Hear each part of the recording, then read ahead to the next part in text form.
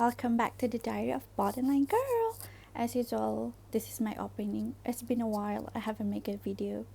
I was insist and persistent, consistent, want to make it once a month. But yeah, life happened. So something happened in my life lately that makes me feel like I need to do this video. I need to share what I've been go through in life and what I've learned from that, because I think if I don't share it, it's gonna be not good for my life. Because when you see something good in your life, you should share it to others with a wish it can lighten other people's burden too. So in this episode, I want to talk about finding your way back to Allah, finding your way back to God in the face of difficulties in life. I feel like at first I feel like so worried to make this topic, because I feel like I don't deserve to talk about this, because there are phases in life you feel like you are so far from God, you do so many bad things, and you feel like you're not good to talk about it. But when I think back, if we feel that way, then who gonna share the good things in life? Who gonna share how we can go back to Allah after everything that we went through? Oh, my cat. My cat. Shh, shh, shh, shh. Okay, ignore my cat. Okay, let me introduce her. This is my cat, Dayang. I just have her a teddy card where her hair too long, so I have to make it a teddy card. Hi, Dayang. Okay, she doesn't want to be in the video. Sorry, Dayang. Okay, so what I want to say today is I've been reading this book. This book from Yasmin Montahait has been like 10 years with me, but never once I finished to read it. I'm so bad at reading, but so somehow I love writing. Okay, so what I want to share is this past few weeks I've going through so many hard things. I've cried so bad for 2 days non-stop until my eyes swollen. I feel like to the extent I wanna get crazy. I feel I'm gonna be crazy. I feel like I just need to be warded in psychiatry ward, because it's just too much for me to handle. But then when I share with my mom about it, she said that whatever happened in your life is not between you and that person. Whatever happened in your life, it's between you and Allah. So if you focus on that person that hurt you, you focus on the situation that you are in, you're not gonna go anywhere, because you will keep questioning why people do that, why people can't change, why this, why that. But if you focus on what Allah wants you to learn and what Allah wants to give you behind this struggle, you will start to find your light in that darkness.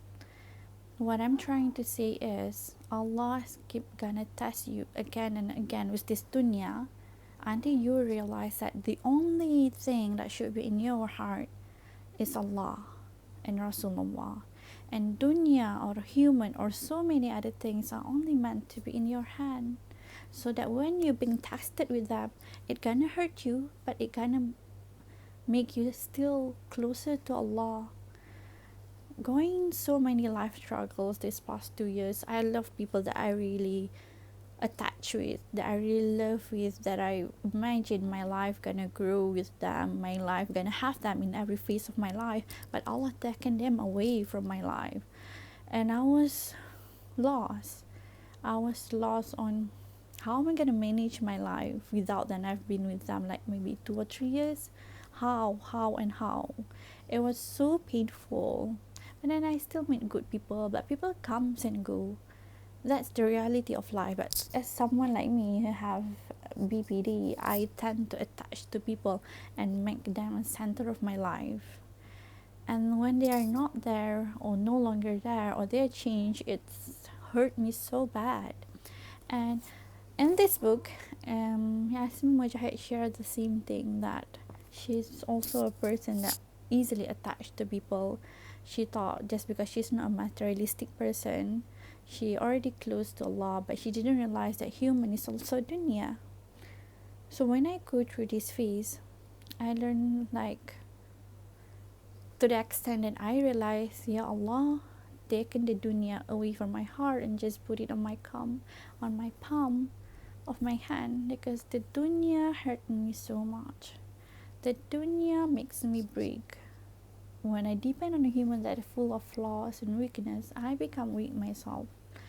Back then, when I was 17 years old, when I had my first heart broken, in the I asked Allah in every last of my sujood, in my prayer, I asked in my heart, Ya Allah, take everything away from my heart except for your love and Rasulullah. I want to love you and Rasulullah, Ya Allah, with all my heart, and put human aside, but I don't have strength to do that, because tawfiq and hidayah is from Allah. Anything is from Allah. So miraculously, after that, my mom sent me to a religious camp, or we call it pesantren in Singapore, in neighborhood country. Is that how you say it? Because my mom have been sending her children to religious schools since primary and secondary, but we somehow doesn't found the peaceness or the closeness to religion or to Allah as much as she did. So she wanted to do something, for us to see how beautiful Islam is, how we can practice Islam in our life in a good way. So during that 7 days of religious camp, or in that pesantren, we've been encouraged, and our routine is focus on the 5 days of prayers, a duha, reading Quran, zikr, and one of the most beautiful thing is we learn to wake up for tahajjud every 5 a.m. like that. At first it was so hard, because you love your sleep and you're not used to all those things, but then you realize that sorry, my cat, give me a second, let me put my cat outside. A second, okay.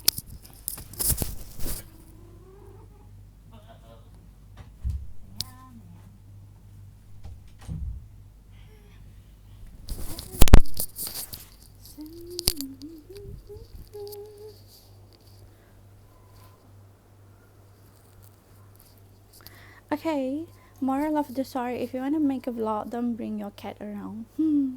Okay, continue. Where was we? Where were I? Okay, back to the topic, tahajjud. So yeah, it was hard to pray for tahajjud. I was like, why I have to pray for tahajjud at 5 a.m? Why I have to wake up early? Because I'm not used to it, right? But then day after day, it becomes like the most beautiful things I learn in life. Like how you feel so close to Allah, and how you feel like you don't want anything anymore except love with Allah and Rasulullah, because it's just so beautiful. Maybe that's what we call a sweetness of iman. And yeah, we put aside the world and we just only focus on our relationship with Allah through our salah, prayer, zikr, reading Quran, and tahajjud. It was so beautiful. But then after I come back from that religious camp, the tahajjud and duha doesn't consistent forever. It's been so a while since the last time I prayed for tahajjud, until what happened these past few weeks. I just asked Allah, just give me strength to pray tahajjud again. It's still hard and I still cannot do it all the time, but I tried. And the fact that I really want to do it now, I ask Allah for me to do it, and I never ask Allah to give me strength to pray tahajjud before. It's because dunya hurt me a lot. And if this test doesn't come to me, I'll still be thinking that love and happiness comes from human. I will still make human the center of everything in my life. If I don't being tested this way, sorry. If I've not been tested this way, I'll not realize how much I need Allah in my life. Even the most beloved by Allah, Rasulullah sallallahu alaihi wasallam, being tested the most in this life, but he never give up in Allah's love.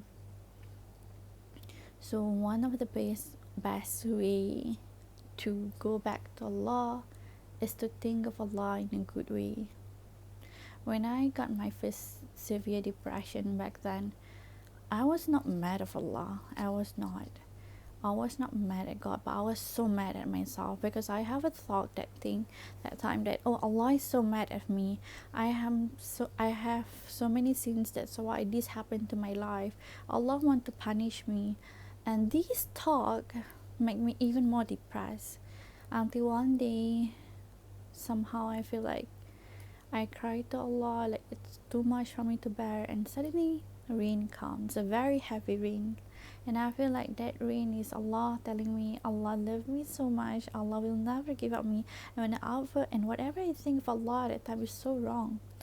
Whatever test that I have at that time, it's not because Allah mad at me. It's not because Allah mad at us. It's because Allah want to bring us to Him back, because dunya will keep on testing us, not because Allah want to punish us, but because of Allah want us to let go of the dunya and find the only thing that is permanent and perfect, which is Allah's love.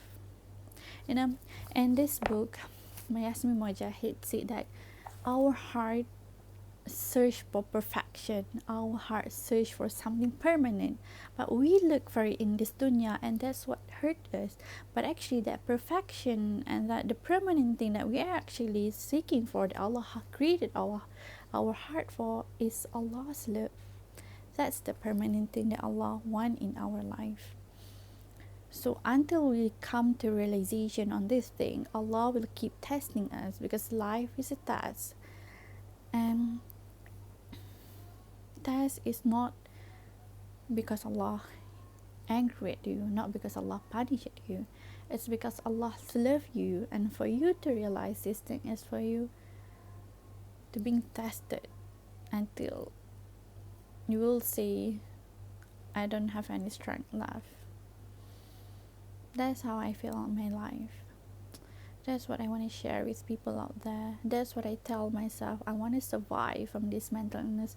I want to heal from this depression. I want to go through life even with this mental illness, because I want to tell people out there, test is not a punishment from Allah.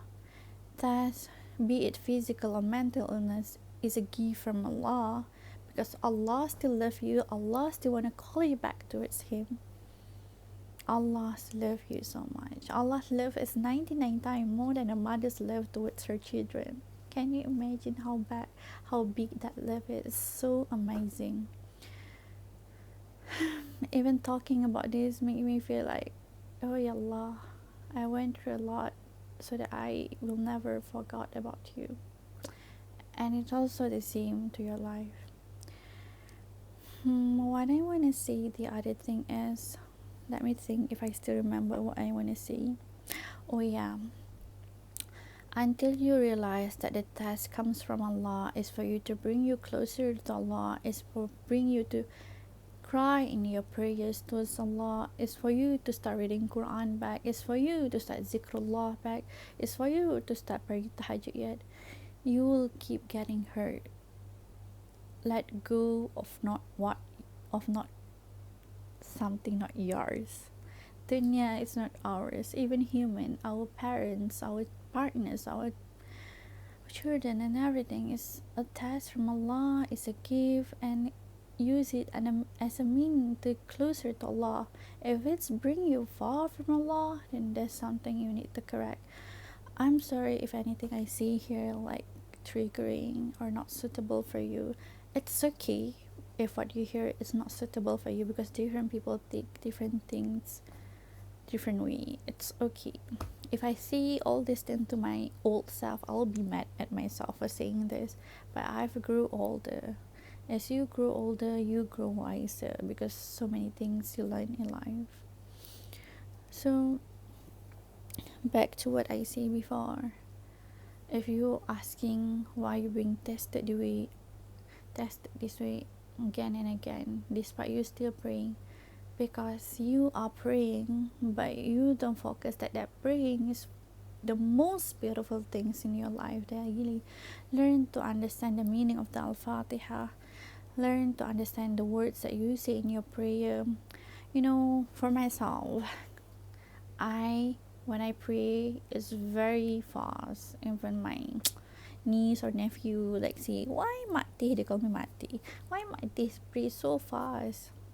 Because all this why, okay, I need to pray because I've been educated by my parents, alhamdulillah. They very insisting on this, like no matter what you do in life, no matter what you feel far from Allah, never ever stop praying. But if it's like something that I do daily, regularly, but when things like this happen in my life endlessly, I feel like not because I need to pray only, it's because I want to pray. Because pray it what give me calmness.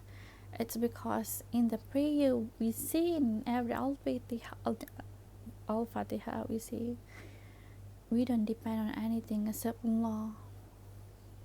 Allah is Ar-Rahman Ar-Rahim, the most blessing, the most merciful, Al-Wadud, the most loving. So until we can see whatever task we have in life is a way for Allah to bring us back to Him, inshallah you'll find the light in that darkness. I feel so scared actually to talk about this topic because I feel like I'm not deserving of talking about it. But I went through so much in my life till this year, 32 years old, and I feel like it's a bad thing for me to not share on what I have got from my life. I went through very severe depression. I attempted suicide once, but from that suicide attempt, I realized one thing. Allah is not mad at me. Allah doesn't want to punish me. Allah is not angry at me. Allah gave me another chance to live despite I want to end the life. It's because Allah want to tell me He loved me so much. It's because Allah want to give me so many good things that I have right now that I could not even see or become 10 years back. Depression and mental illness is not because that person is far from Allah. It's because Allah loved that person so much that they want him or her always remember Allah. Mental illness is not a curse anymore to me. It makes me very close to Allah. It humble me down. Even sanity is not my own capacity to have. When I'm not sane, I will say when I'm very in severe depression, I'll say half of me feel insane. But at that time, it humbled me down. Even to be sane is a gift from Allah. And I'll learn all of this if my mental illness doesn't come to my life. Mental illness is just a bridge. I found Allah's love day by day. And I tell Allah, I want to keep living, make me live longer so that I can tell to the people out there, Allah's love is beyond your imagination. You are what matters to Allah. So never give up in your life. If dunya hurts you so much, you've been tested endlessly, remember the one who Allah loves the most, Rasulullah. If it's hard for you to see the light in your life, ask Allah for the light, ask Allah for the guidance, ask Allah to love Him completely, ask Allah for you to get to know Rasulullah sallallahu alaihi wasallam, so that you feel how big your love is towards Allah and towards Rasulullah, and the biggest love in everything is Allah's love towards us. I hope my video this time, even though it's almost 20 minutes, gonna help you find your way back towards Allah. I'm still learning and I'm not sure what gonna come tomorrow on my future, but I just hope for one thing, for those who around me, who I know and don't know, will find their way back to Allah. Because only with Allah's love you will find peace. Because I come to the extent where, Ya Allah, if these good things are for me, help me make it as something closer to you, not far from you. But if this thing not for me, help me still be close to you and have faith in you. That's how maybe how Allah is teaching me how to have taqwa and tawakkul, because all these are so hard And if you have it in your life, it's because of the blessing of Allah, not because you are better than other human. That's shaitan.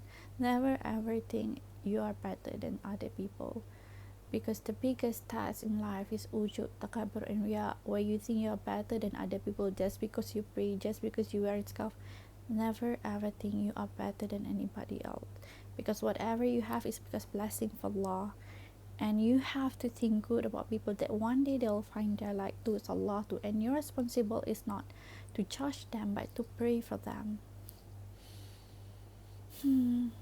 I hope my sharing here could put the light to your life a bit. If I don't go through what I go through before, I will not be where I am right now. I'm so blessed on where I am right now. I never thought I'll have the chance to keep making video again. Thank you for listening. I'm sorry if there's any of my words is not okay. You can let me know. And thank you for listening. May whatever struggle you have in your life will make you closer to Allah, and will make you see the hikmah behind it, and will make you always remember Allah loves you.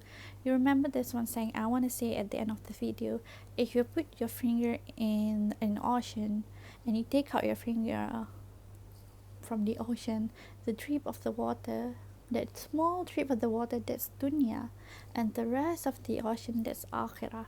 Can you imagine how temporary this life is and how big the akhirah is?